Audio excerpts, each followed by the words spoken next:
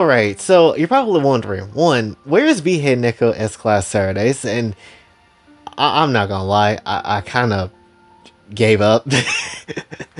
Not because, well, honestly, it's because I was kind of getting bored of doing it, and I couldn't force myself to sit here and try to make an episode of it because it's just not attaching me. Like, I lost interest in doing it, and that's really the reason why, right? I did see the episode today, right? I did see the fairy chicks, but there really isn't enough substance for me to gravitate toward to do a video, and I'm probably still going to watch Behead Neko just for the booba, but it's not really anything inspiring me to wanting to, make a video kind of recapping the episode and stuff like that. It just isn't, and that's just kind of how it is for me. But when it comes down to it, though, I did want to talk about something, and I decided to just kind of be like, well, if I'm getting started up some boring ass fan service today, might as well go to the past and look at the 1980s once again to see if there's anything that I may have missed or anything that I haven't really discovered and talked about, to see kind of what the sauce was back then. And I stumbled upon something Loli related, but way different than what I think I was gonna find. And this is like a real deal thing. So obviously, if you've been around the channel, we have talked about the history of Lolicon before, and essentially one person in particular that was pretty much the reason why we got Lolicon the way it is now, and Lolicon just in general, which is essentially Hideo Azuma, which unfortunately is not longer on this earth. Passed away in 2019 due to cancer, because cancer sucks. But when it comes down to it, though, it's probably a name you may have heard, and one of the things that he has done and made in his time, which was a volume, like a bunch of volumes of something called Cybele, which is like short stories, different dojins of Loli's just getting it in. That is essentially what it is. Unfortunately, a lot of it isn't translated, and it's a dang shame. Like, a lot of his works isn't translated, and I find that to be exceedingly annoying. But when it comes down to it, though, one thing in particular that really stood out to me that was very much weird, and something I never knew until today, is that there isn't just Lolicon. Like, obviously we know that, we have Lolicon, and you know what that pretty much pertains of, and people have made plenty of different definitions as time goes on, and we all basically kind of come to a conclusion where Lolicon is basically about the body type, and that's about it, right? And then even further, if you go for a more younger body type, mainly like, way less than what people would go for, essentially it's like T-Con. It has another name attached to it, but I'm not going to say it out loud. But basically that's like the two realms of possibility that you have. You got Lolicon and you got T-Con, and that's essentially about it.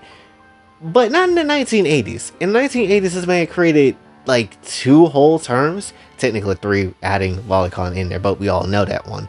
But not in the way that we actually know. So this is a actual, like, written up, documentation from Cybele, and literally tells you about Heidi-Con and essentially Ari-Con. What the hell are those two? Well, those are age ranges of where Loli characters kind of lie in, which is completely different than what we actually have today, and it's a bit strange. But again, it's the 1980s, everything was strange. And this is also, again, coming from the guy that basically made Lolicon as a whole. So when it comes down to it, it's like, dang, this is some different stuff. This is way different than basically anything else that anybody else can really do or say, because this comes from the man himself. So what is the ranges? Like, well, what exactly is we hitting on? Well, Hiei-Con or Heidi-Con or Heidi Complex essentially is your ages of 5 to 10, which is wild. And then at the same time, you got Ari-Con, which is your Alice Complex, and that is to 7 to 12, and then Lolicon goes to 10 to 15. That is how he defined those different complexes, which you can kind of maybe take a guess at where those names came from. Like, Ari-Con came from like Alice from Alice in Wonderland, I assume. It's kind of crazy how influential those stories are even over there, because if you look at something like Little Red Riding Hood as well, there is plenty plenty of Little Red Riding Hood stories that people have made over the years, which you would think would just be a kid's story, but no, they take it and turn it into an adult thing, and that's just kind of how it was.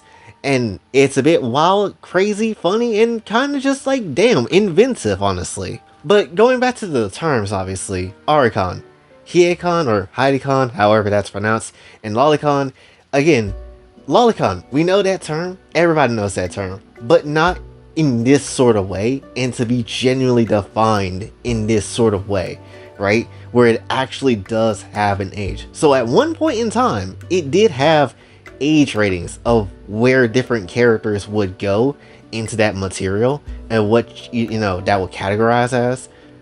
But here's kind of like the thing, it's cool to notice, and it is something that I feel like should definitely be, you know, brought up, at least in terms of like historical context. But I don't think those terms would work anymore, and the reason for that is mainly because, well, look at Tatsumaki, she's 28, really doesn't fit in those terms. Same thing with like Sasami from Tenchimuyo. She's like 500 years old, or 500,000, or 5,000 years old, or whatever, right? A ridiculous number. And essentially, that doesn't really work. And again, you gotta remember, the reason why we have those different characters like a Ilulu and Tatsumaki and whatever these days is mainly due to the fact of different rules that is in place in Japan now, where you can't necessarily use, you know, lolis in a, I guess, traditional sense into what you want to use them for. And when it comes down to it, that's why you get people to kind of just go about lolis in certain different ways. And I think also lolicon might be looked down upon in Japan, which is a bit of a shame, but to keep it very much a static, that's just how it's been for years at this point now. But essentially, with the wild and different ages, and hell, even different body types that certain characters have and is considered to be loli, it really wouldn't fit any of these categories. So to be honest, even by the creator's standpoint, these terms are technically outdated. Lolicon kind of just consumed both of these terms and then spun off to be its own different thing. And truthfully, no one really like definitively have an answer to what lolicon genuinely is, and that's why we kind of just go for body type and just say forget about ages, because that just kind of not necessarily a easy way of doing so, because anime has evolved. Anime has evolved into something different than what Azuma could possibly ever imagine. You know, jokes and gags that was just consistent of, you know, lewd humor, and obviously certain dojins that you can see characters getting it in, but in these very short and not so detailed ways, unlike today, that is changed. And obviously something like Arikon and Heidikon and, you know, Lolicon, the back then context of Lolicon, doesn't really matter anymore, mainly because again everything has changed. And yeah, this is basically no more than a fun bit of trivia at this point, and that's just kind of how it is. But it kind of shows you the scope and how much different things were back then in terms of anime and just fiction versus how we kind of conceive it and produce it now, because anything could be basically a loli if you just call it so, if that's what you want to do in a creative type of timing. And then back then, like, no, there was like a rule, there was like a standard, there actually was a rule and a context of what it is, what type of con it was, and what's it's used for.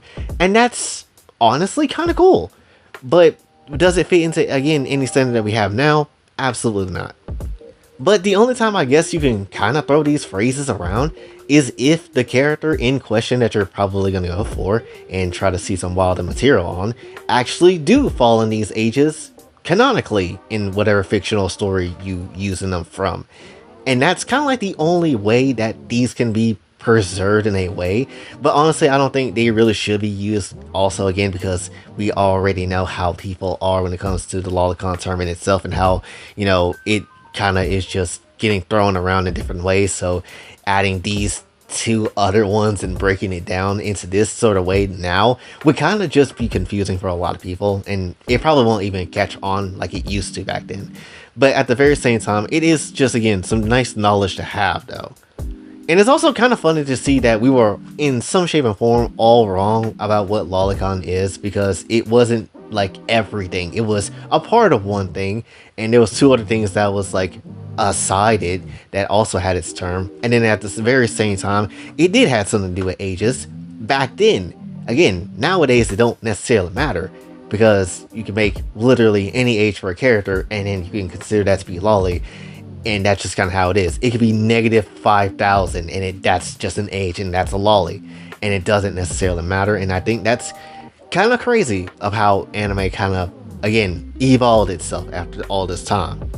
And that's why I feel like it's important to go back in the past and check out this stuff too, especially on the English speaking side, because any of Hideo's work that is out there is usually like sought after in other different languages that people look for, but in English it's hardly found. Like, you can't really find any good information about it, and it sucks, honestly.